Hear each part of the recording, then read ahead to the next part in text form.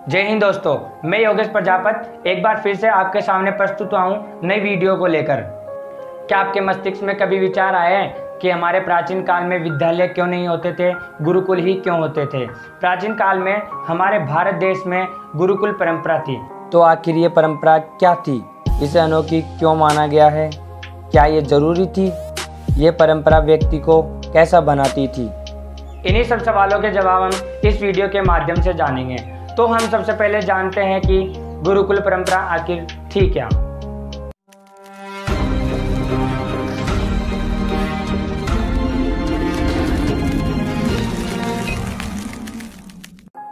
घर में न रहकर गुरु के अधीन रहते हुए ब्रह्मचर्य पूर्वक त्याग तपस्या युक्त जीवन यापन करते हुए विद्या अर्जन करना ही गुरुकुल शिक्षा प्रणाली थी।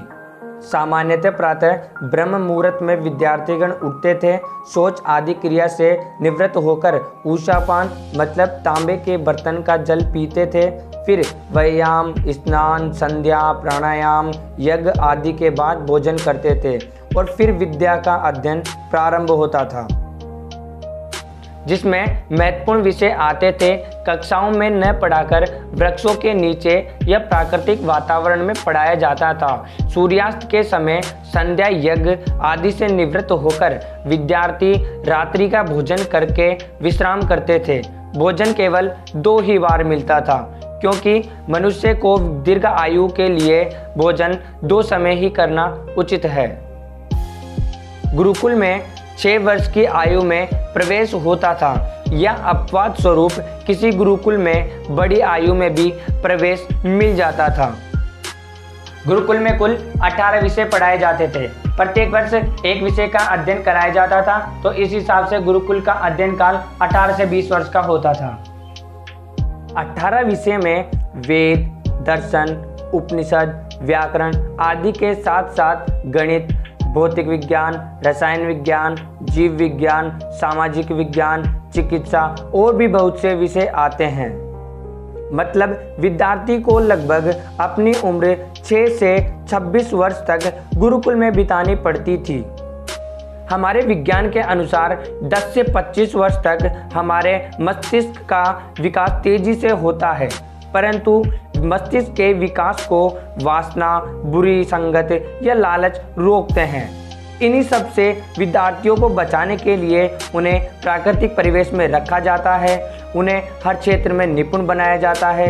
गुरुकुल में विद्यार्थियों को ब्रह्मचर्य की शिक्षा दी जाती थी, जिससे कि उनका वीर्य रक्षित रहे और उनकी ज्ञानेंद्रियां तेजी से विकसित होती रहें।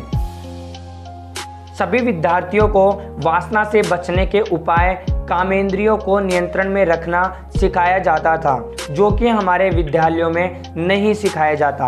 शरीर से जुड़े पाठ को हमारे विद्यालयों में या तो स्वयं पढ़ने को या फिर बिना समझाए पढ़ाया जाता है।